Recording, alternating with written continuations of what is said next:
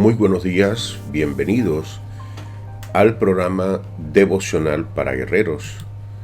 Les saluda el pastor Pedro Carrillo y estamos leyendo las escrituras, meditando la palabra del Señor, recibiendo ese maná del cielo, esa comida que diariamente el Señor nos da.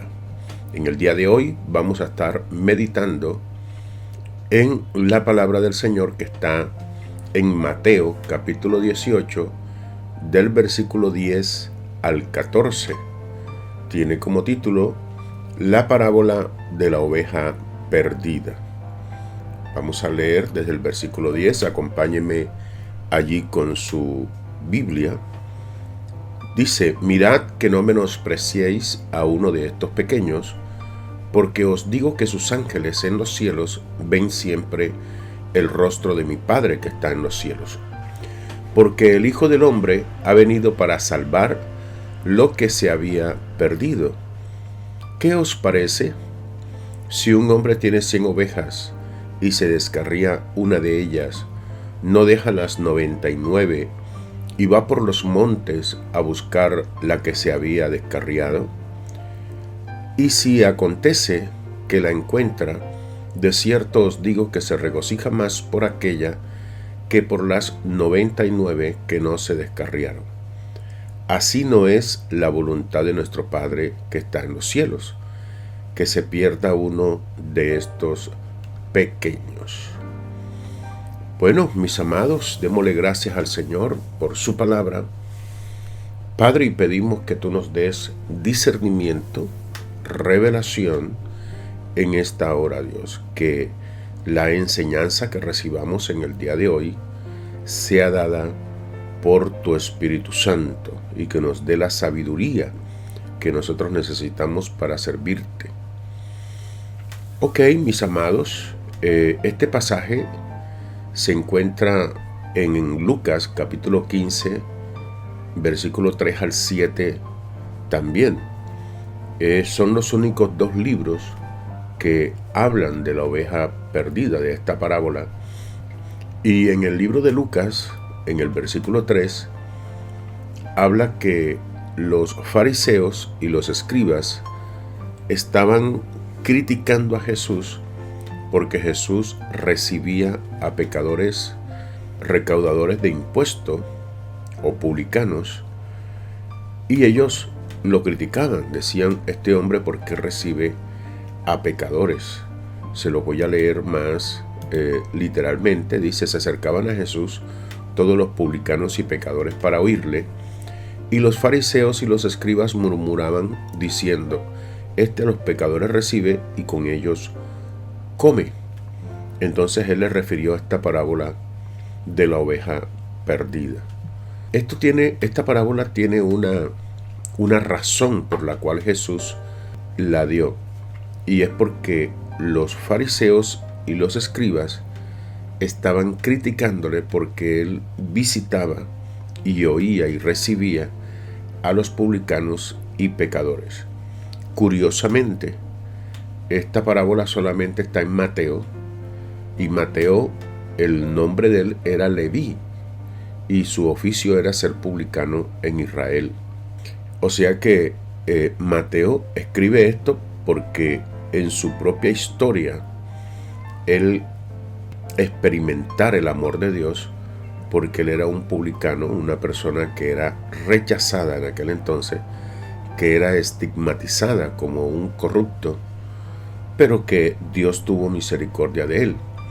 Y el otro que habla de esta parábola es Lucas, que también curiosamente es griego, es el único de los escritores que no es judío. Entonces, da curiosidad estas dos personas que hablaron de esto, porque Marcos no habla, ni Juan tampoco habla de esta parábola. ¿Cuál es el centro de este pasaje?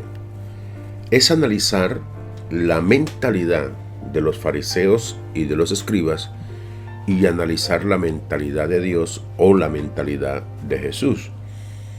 La mentalidad de los fariseos estaba centrada en los que ya estaban salvos, en los judíos que pertenecían al pueblo de Dios, mientras que Jesús, su mentalidad estaba centrada en la gente que no tenía a Dios. Son dos posiciones totalmente distintas, mientras que el otro tiene un conformismo porque ya los que están salvos, ellos no necesitan tanta atención porque ya son de Dios, ya tienen sus almas salvas, mientras que Jesús está pendiente es de los que aún no tienen a Dios, de la gente que todavía no está segura de su salvación. Entonces hay dos mentalidades, que es la mentalidad orientada hacia los que ya están salvos y la mentalidad orientada a los que aún no han sido salvos. En esta parábola Jesús dice que Él deja las 99 que no tienen problema y se va a buscar la que sí tiene problema, la que está perdida, y que hay un regocijo en Él cuando ésta regresa al redil, cuando es traída, se goza, le dice a sus amigos. Y en el libro de Lucas vemos que Él dice algo allí que no lo dice Mateo. En el versículo 7 de Lucas, del capítulo 15, dice: os digo que así habrá más gozo en el cielo por un pecador que se arrepiente que por 99 justos que no necesitan de arrepentimiento.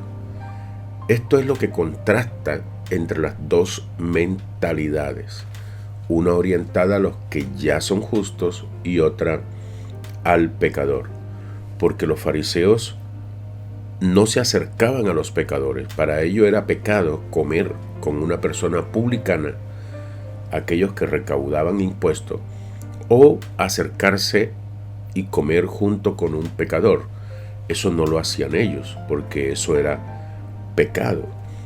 Recuerde que Jesús le tocó cambiar la mentalidad a Pedro, porque había un hombre en el libro de los Hechos, en el capítulo 10, llamado Cornelio, que amaba a Dios, que daba ofrenda, que oraba, y el hombre quería buscar de Dios.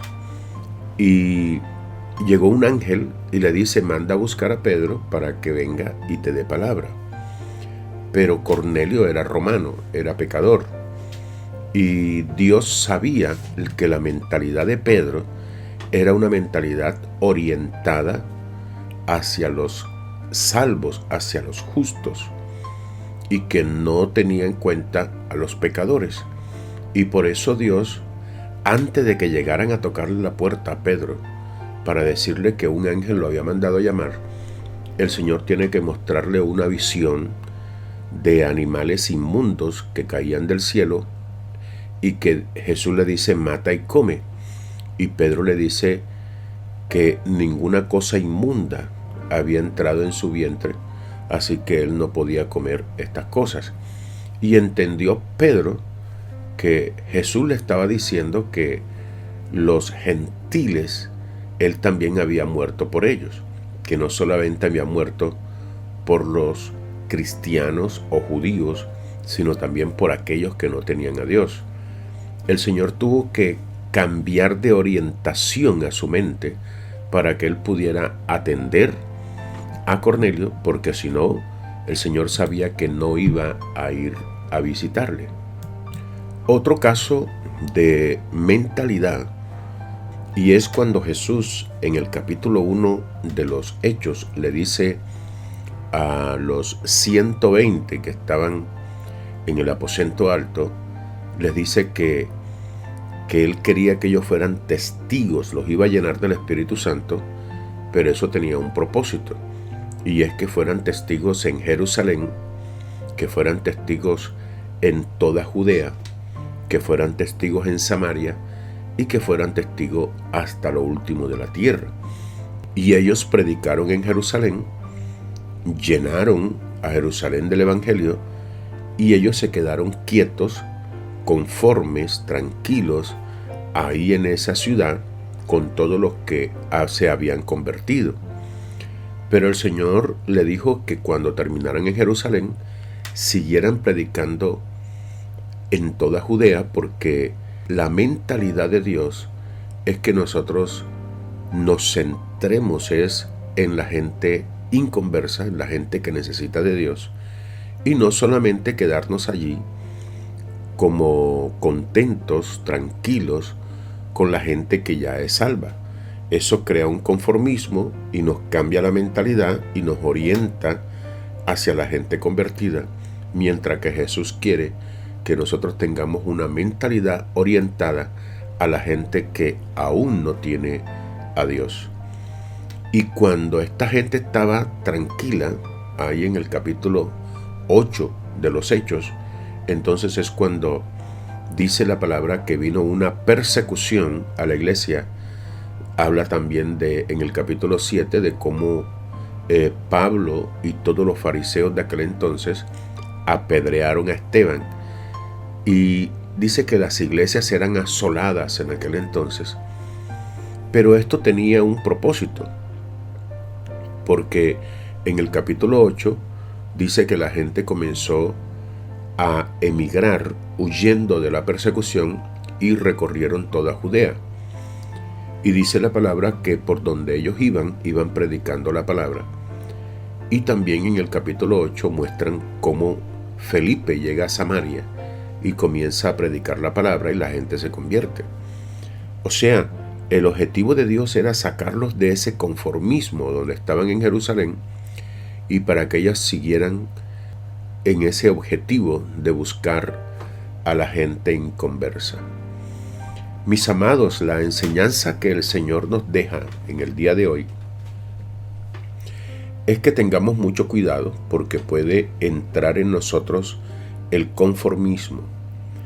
¿Qué es conformismo? Es preocuparse y estar pendiente únicamente de los que ya están en la iglesia, de los que ya están firmes, de los que ya han hecho su profesión de fe y que no fallan a los servicios, y que cuando fallan a un servicio, pues nosotros vamos a ir a buscarlos, vamos a ir a animarlos, porque nuestra mentalidad está puesta y orientada a los que ya son salvos. Lo que el Señor nos quiere decir es que esa mentalidad está en error y que debe estar en la gente inconversa, porque estamos pendientes de la gente que ya está en la iglesia, pero aquellas personas que llegaron de visita, aquellas personas que vinieron el domingo porque alguien las invitó, nadie está pendiente de ellas, nadie se preocupa por ellas. Y lo que Dios quiere es que en la iglesia, tanto nosotros como pastores, como los líderes, estén más pendientes de la gente nueva, de la gente que aún no se ha afirmado, de esa gente que atendió una invitación pero que aún no son creyentes y que necesitan de nosotros, porque el cristiano se vuelve dependiente a medida que pasa el tiempo y va a exigir cada día más que se le esté atendiendo. Y es por eso que Jesús nos exhorta, porque la gente exige. Ya la gente que ya está afirmada, la gente veterana de la iglesia, le va a decir a uno: ¿por qué no me visita? ¿Usted por qué no va? ¿Por qué no está pendiente de mí? Pero lo que Dios le dice a ustedes es que tanto el pastor como esa gente ya antigua que anda exigiendo que lo visiten y que estén pendientes de ellos, a los dos les está diciendo el Señor: ustedes tienen que estar pendientes de los nuevos. Déjense de estar exigiendo atención cuando ya ustedes ya conocen, y lo que deben es estar ayudando a visitar, a consolidar, a afirmar a la gente que aún no se ha afirmado. Que el Señor nos pueda cambiar esa mentalidad, que la podemos orientar de manera correcta, y es que todos en la iglesia deben estar en función del nuevo, en función de la gente que aún no tiene a Cristo, de la gente que no se ha afirmado, estar pendiente de las visitas que llegan por primera vez a la iglesia, que dejemos de estar exigiendo atención cuando ya nosotros ya tenemos a Cristo. Nosotros estamos puestos en la iglesia es para atender y no para ser atendidos. Estamos es para servir y no para ser servidos. Y estamos es para evangelizar, predicar y estar pendiente de la gente nueva, de discipular a aquellos que aún no se han afirmado. Sería bueno analizar, por ejemplo, el pasaje que está en Hechos, en el capítulo 8, en donde venía un hombre contento porque se había convertido, un eunuco que había comprado un rollo de las Escrituras y venía muy feliz leyendo el rollo de las Escrituras, y el Espíritu Santo le dice a Felipe: ve y acércate. Y Felipe llega y le pregunta: ¿qué lees? Y comienza este hombre a decirle que está leyendo, pero que no entiende absolutamente nada. Así es la gente nueva, así es la gente que acaba de llegar a la iglesia, que son personas que no entienden lo que leen, son personas que están desorientadas, y el Espíritu Santo, así como le dijo a Felipe que se acercara, así nos está diciendo a nosotros que estemos pendientes de ellos, porque ellos no entienden el camino del Señor y necesitan de una persona que les oriente, que les capacite, que les afirme en las cosas del Señor. Amado Dios, te damos gracias por la palabra de hoy, por la meditación de las Escrituras que hemos tenido en el día de hoy. Señor, te pedimos perdón en esta hora si nosotros estábamos en un conformismo, solamente pendiente de la gente antigua de la iglesia, de la gente que ya está afirmada, que ya ha entregado su vida al Señor, y nos habíamos olvidado de la gente nueva. Perdona, Señor, si nosotros no estábamos interesados en la gente que llegaba por primera vez a nuestra iglesia. Nadie la cuida, nadie está pendiente. Perdónanos, Señor. A partir de hoy, nosotros vamos a estar pendientes, Dios, porque cada persona que llega es una persona enviada por Dios. Tú dices en tu palabra que nadie puede llegar a ti si el Padre no lo trae. Eso quiere decir, Señor, que toda persona que llega por primera vez, tú la traes, es enviada por ti, y nosotros a veces no le prestamos atención. Señor, perdónanos. A partir de hoy, Señor, cuidaremos esas personas que aún no están firmes, esas personas que tienen muchos defectos, muchos pecados, pero que necesitan de nosotros, y que vean el amor que hay en nosotros hacia la gente en conversa. Tú eres el buen pastor, y el buen pastor da su vida por las ovejas. El buen pastor deja las 99 y sale a buscar. Se incomoda por esa oveja que está perdida.